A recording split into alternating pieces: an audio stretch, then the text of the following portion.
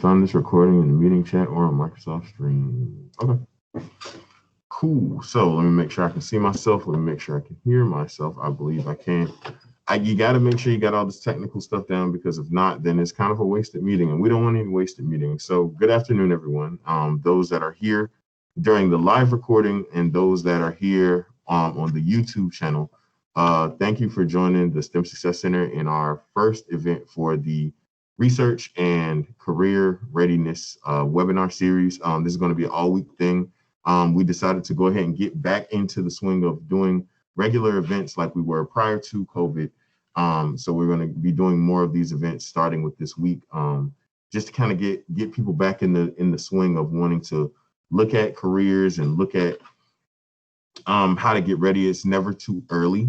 And I know that is a misconception that a lot of freshmen have, is that it is sometimes too early to get into trying to figure out what you want to do as far as research. I know we had a huge break in between from March all the way up through May. If you were a high school senior, you kind of missed out on a lot of projects that you usually would have had to do in a normal setting. So we're trying to get back as close to normal as possible. Hopefully you all can hear me with this mask on, but I want to make sure that I'm still practicing social distancing during this time, because that is important. We want to make sure that we're stopping the spread of COVID throughout all this, based on the research that we've been seeing.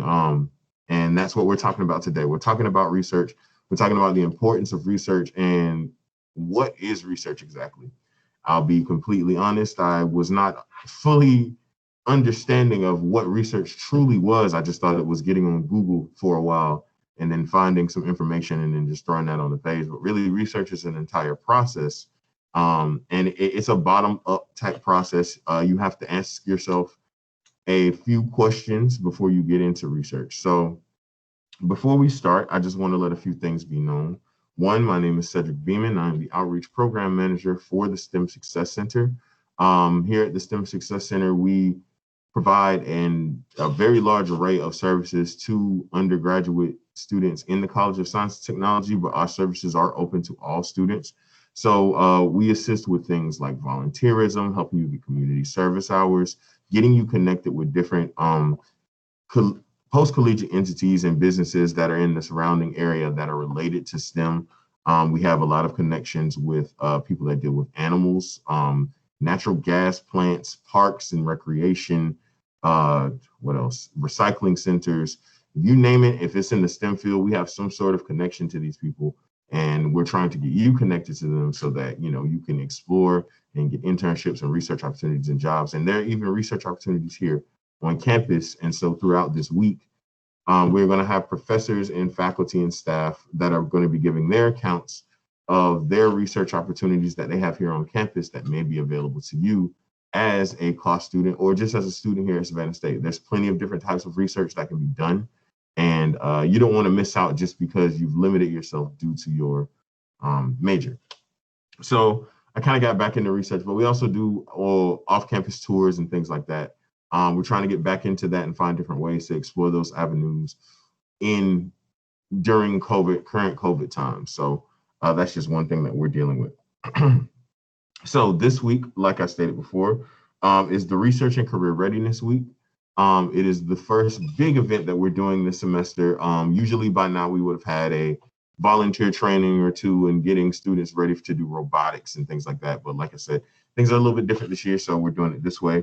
So this is our Research and Career Readiness Week in an effort to fulfill our second objective, which is to assist undergraduate students with getting placements in jobs either after graduation or while you're still in school. So it doesn't matter if you get a job working at something small or something big or a research opportunity or internship, whatever it is.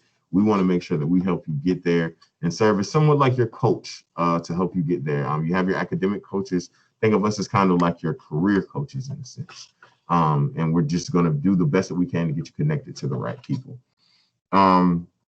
And give you the skills and help you grow your skills to be able to find those people for yourself and network and things like that. Knowing the difference between a resume and a CV, knowing how to choose your research topic, knowing how to choose your place of work. Because if you can choose what you want to do to research, then it'll be very easy for you to choose what you want to do when it comes to like your job and what you want to do at life. You know, it's going to be easy to go into those avenues and start getting information on, okay, what do I really want to do? How do I really want to run with my life? So all sessions are going to be recorded for YouTube.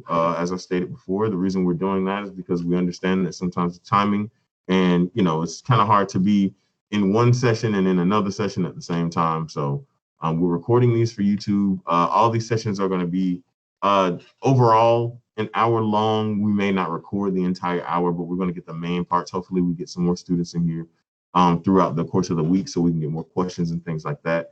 But we'll be glad to answer the questions. If you are watching this on YouTube, we'll be glad to answer any questions that you may have. Just make sure that you email us at stemsuccesscenterssu@gmail.com with any questions that you have pertaining to these research topics. Or you can email me at beamonc@savannahstate.edu if you have any questions about these topics that we're covering this week.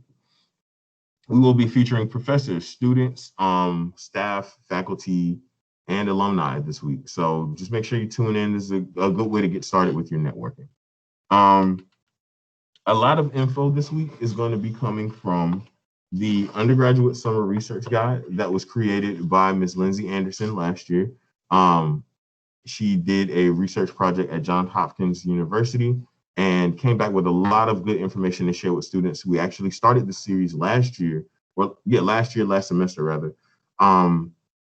Doing in-person seminars. However, we had to change up our platform a little bit in current time. So a lot of the information that's going to be brought to you is going to be brought to you from this research guide that was created by a student. She's going to be presenting tomorrow on Tuesday. And a video is going to be posted up on YouTube featuring her and our other presenter for Thursday, Mr. Willie Reynolds. Both of these students are COST students, College of Science and Technology students, and they both have done summer research on and off campus. So it'll be good stuff to know. If you would like a copy of the undergraduate summer research guide, they are free. You can come and pick them up in our office at Hewlett B 213, or you can email request one and we can send you the PDF. So once again, if you're interested, it's a lot of good information in here. Just reach out to us, let us know. We may even put one in the bio down below, in the description down below. And we're not editing these seminars, so any mistakes that are made are made. But yeah, so that's where a lot of the information is going to be coming from this week. It's really good information, I promise you. Okay, so getting right into it, we're about 7 minutes in, and I want to get right to the information that we have for you today. So the first thing that I'm going to cover is what exactly is research. So when you think about research, this is usually the part where I'll ask a question, but when you think about research, I'll just give you a few seconds and ask yourself, what is research to you?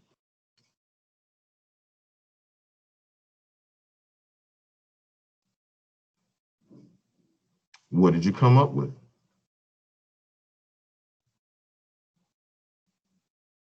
Feel free to answer in the comments below. Some possibilities of what we can look at as researcher would be going to the library and reading books or encyclopedias, or even magazine articles. You could also search the internet. That's something that we all do a lot as we use Google. I remember a while ago, there used to be a search engine called Ask Jeeves, Dogpile. There've been plenty of search engines throughout the last decade that have come and gone, but ultimately searching the internet is probably going to be your quickest way of getting information, but not usually the most accurate because it's such a wide net. For those that are in labs, and also you can receive one of these lovely lab jackets if you are in a lab, just contact us by doing experiments in a college lab. This is also a way that you can dive into research. These are possible examples of what research is. A key element in research is going to be data acquisition and interpretation. So collecting the information and then translating it to make it understandable. Basically, deriving meaning from collected data. So you get the information, you study it, you look at it, you come up with some sort of conclusion from that data. Unfortunately, sometimes we figure out things accidentally, and that is called, see you later, see you tomorrow. That was Lindsay, everyone. But unfortunately, we do run into accidental discovery sometimes, and accidental discovery may feel like research, but it actually doesn't undergo a research process. So usually it may lead to like inaccurate um, inaccurate results.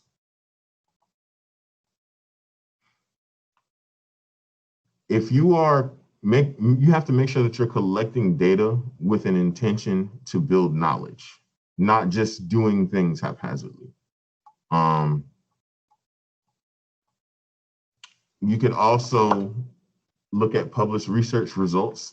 Anything that you're looking at, someone else has possibly already started coming up with research for that. So one thing that you can do is look at things that people have already done to start off your research, because ultimately you want to start searching for an explanation of events or phenomena or relationships and causes between things, and ask yourself these questions. What, how, and why are these things occurring? And are there true interactions between these things? For example, right now we're living in the time of COVID-19 and coronavirus, and we've seen how different countries have been able to handle the threat of coronavirus and the threat of coronavirus to the people. And we've seen how different leaders, hey, welcome. We've seen how different leaders have reacted to this threat as well. And so, is there a true interaction between the research about the virus and what's actually happening with the decisions that are being made with the people? That's something that we can ask ourselves when we go back and research how coronavirus really affected us. And then we go through a process. So research follows a process. It is usually planned and managed to make the information more credible. You want to make sure that when you do research, and of course, if you go and get your research published, that your research is going to be credible. These are all things that we're going to continue to go over throughout the course of the week. You want to make sure that your research process is creative. How did you gather your information? How did you process your information? Did you do it by just asking through a survey? Is it qualitative information, meaning that it's information that's coming directly from a source or a person, or is it quantitative information that's coming from a large group and you're building a what is it called, an average or a mean from that? So you have to come up with a process and make sure that process is going to work for whatever your research is. Now to get to the building blocks of research. Research starts with a question or a problem. So what are some things that you want to fix? What are some things that you see issues with? What are some questions or problems that you have that you want to see change? Because that's going to cause you to be more interested in what you're looking up and the information that you're gathering. If you're going to have to go through and do a lot of reading and video watching and asking of questions and surveying, you want to make sure that you're asking about something that you're interested in, because if not, then it's going to turn into a chore more so than something that is going to turn into something that's going to help someone, you know? And people can see that in your research through the work that you present. Your research requires a clear articulation of a goal. So when collecting data, you don't want to do it blindly. You don't want to be asking the wrong questions to the wrong sample sizes of the wrong people, and getting inaccurate information that's not going to really help your cause, you know, or answer your question. Research follows a particular plan of procedure. You need to go with a well-conceived attack versus a fishing expedition, meaning, like I said, you want to strategize. Okay, so if you know that you want to find out how many people are allergic to chocolate, then you need to go out and figure out, okay, what is a way to get a decent sample size, a decent group of people that's going to give me a good sample, and then how can I find out if they're allergic to chocolate without, one, harming anyone, because you want to make sure that you do things ethically, and two, just keeping the information credible and accurate. So those are the things you have to go in and build a strategy around. The problem that you're trying to solve is usually going to be broken down into a few different areas. It's usually guided by your specific problem that you're interested in, the question that it causes you to ask, and the hypothesis that you build from that. Know the importance of an educated guess, meaning it's okay to kind of come up with your answer before your question, if it leads you in the right direction. Because the beautiful thing about research is that the more you learn, the more that you can go back and change, because that's the point of research, is finding new information and changing that information to update the masses. Unsupported hypotheses are replaced by new hypotheses. Like I said before, multiple supported hypotheses yield theories. If you keep finding out similar information from different hypotheses, then maybe this process is leading you to a certain type of theory in regards to whatever your research is. And hypotheses and theories are tentative, meaning they're based off the information that you gather. Let's take a little quick pause. Take time to process that information. This is usually where I would ask a question or have like a little brief discussion. But if you have any questions, now would be the time to go down into the comments and you can ask them there. Okay, continuing on, I'm not gonna be too much longer, but research accepts certain crucial assumptions, meaning that you're gonna go into research not knowing everything. So you may have to make assumptions. You may have to make assumptions prior to gathering all your information. Like I said, as long as it leads you in the right direction, and as long as it leads you into collecting more information, then you're doing the right thing. It requires interpretation of data, meaning that you're going to have to look at things and come up with conclusions based off of the information that you gather. Going back to that chocolate experiment, if you offer 50 people a Hershey's candy bar and only 25 take the Hershey's candy bar, now you have to determine, okay, well, did they not take the candy bar because they were allergic, or did they not take the candy bar because they just don't like chocolate? So then you have to go back and be more creative with your research process. The ultimate goal is to create more questions that solve more problems. One research project provides new questions and new problems for future research. So you want to make sure that in your research, you're building upon what has been done and making something that can be built upon in the future. All right. So that is my spill on what research is. I'm very interested to know, for those that are in the meeting, if you are interested in any types of research, and maybe we can get you connected with someone that does that type of research, or help you try to find like the right path to even start on, maybe help you develop a question. These webinars are not going to be just for us spitting information at you. We want to have a conversation. We want to build a culture around getting more research done here at Savannah State. So please feel free to ask questions. I'm going to leave the meeting open until 3, and I'll be happy to share any more information with anyone. I'll be happy to repeat any information. Go tell your friends, tag anyone. The link to our YouTube is right there. So this will be on YouTube by tonight. And we will have Ms. Lindsay Anderson presenting tomorrow on Tuesday, as well as another video dropping on our YouTube. So we're going to be pretty busy this week with this research and career readiness seminar. And I hope that, you will take heed to this information. Do we do research at SSU or some other institution? So there are research opportunities here at Savannah State.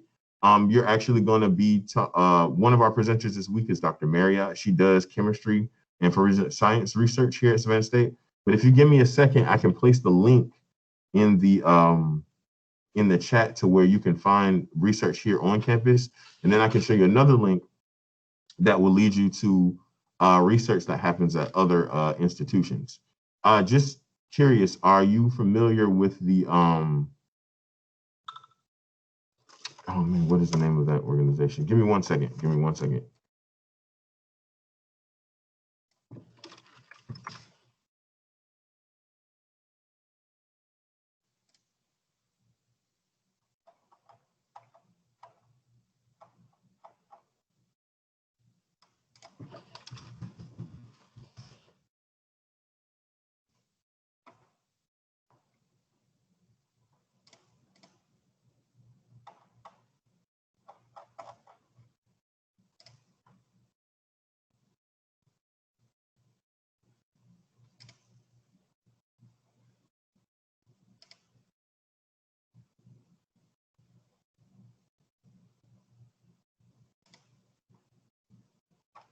There we go. Okay, so this link that I'm putting right here is for the grant-funded scholarship programs, but it includes a lot of the research programs that are here on campus, or the professors that do research here on campus. So you'll see Dr. Carol Pride, Dr. Marriott, Dr. Atena, Dr. Cecil Jones, and there are plenty more. You can just keep scrolling, and you'll see a lot of the ones that are here on campus. And they even have their information and some information about their current projects. Now I'm also going to put the link for the off-campus ones.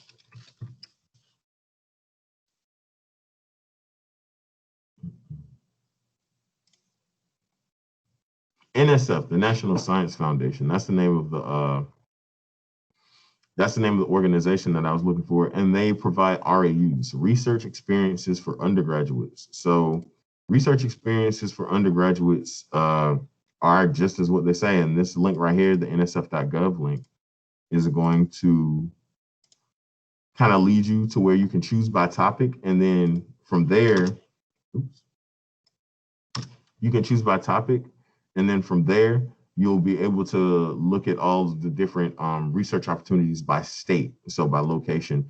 So like, let's say, I'm not sure if you're there, but let me see if I can share my screen really quick. Open share screen, desktop window, share.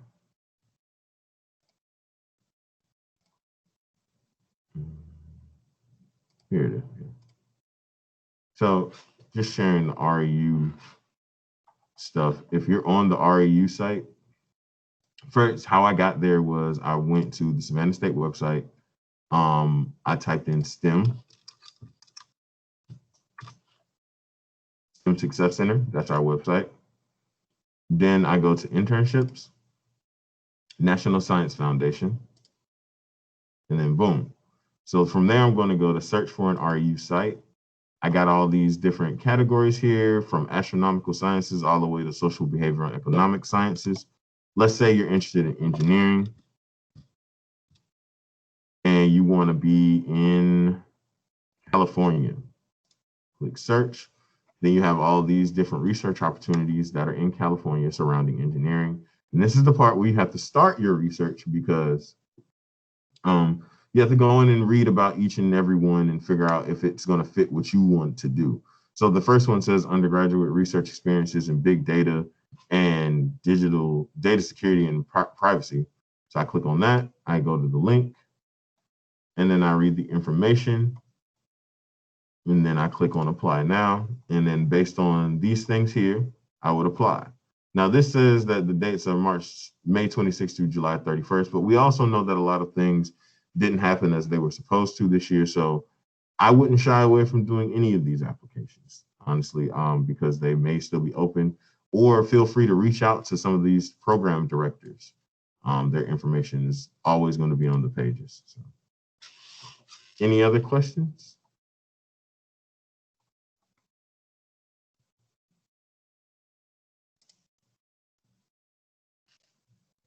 Any other questions before we stop the recording? And if you have any questions after the meeting, feel free to email us. Like I said, my email is beamonc@savannahstate.edu, or STEM Success Center SSU@gmail.com. Second question. So is it better to do research over the summer or do it the entire year? I think it just depends on your schedule. That would be a part of you setting up your research process. A lot of students, especially if it's their first time, just do it over the summer because it's short. It's a shorter period. It may sometimes be a little bit more intense, but it will give you that information and that experience that you need in doing research. And I feel like once you talk to the students tomorrow, if you're going to be in the seminar tomorrow, once you talk to the students tomorrow, it'll be a lot easier for you to I guess get a picture of what research looks like from a student perspective if you do it over the summer.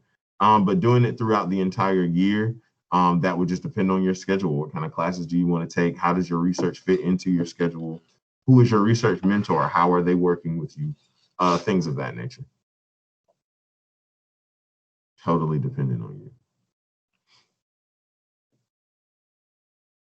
Not a problem. Any other questions about the STEM Success Center or research or what research is? Like I said, we're going to keep going throughout the week, so there's going to be plenty more information. Just if you're make sure that you're following us on Instagram so that you can stay updated about what we have going on. I'm going to actually post our Instagram page right now.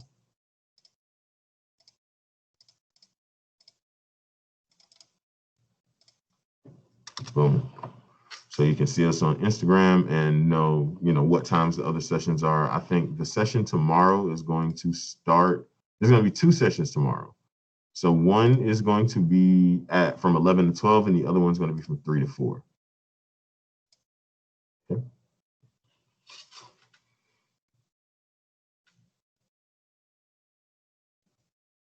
Are there any other sessions posted on YouTube? No, this session will be posted on YouTube by the end of today. And then throughout the week, as we complete sessions, they're going to be on our YouTube page. So you're going to be able to find this one on YouTube by the end of the day. By tomorrow evening, there's going to be 3 brand new things on our YouTube. This session, the session from tomorrow, and the video featuring students who went off and did research in past years or past semesters.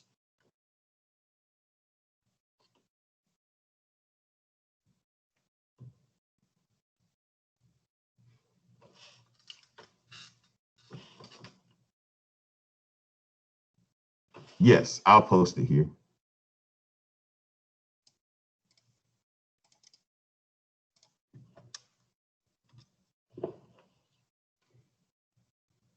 It should send you to the YouTube page, and feel free to watch any of those videos that we already have posted. I know one of them is about one of our research and scholarship programs, the Mark U Star and PSL SAMP program. So that provides a lot of good information on those programs from our dean and one of the professors on that research list, Dr. Cecil Jones.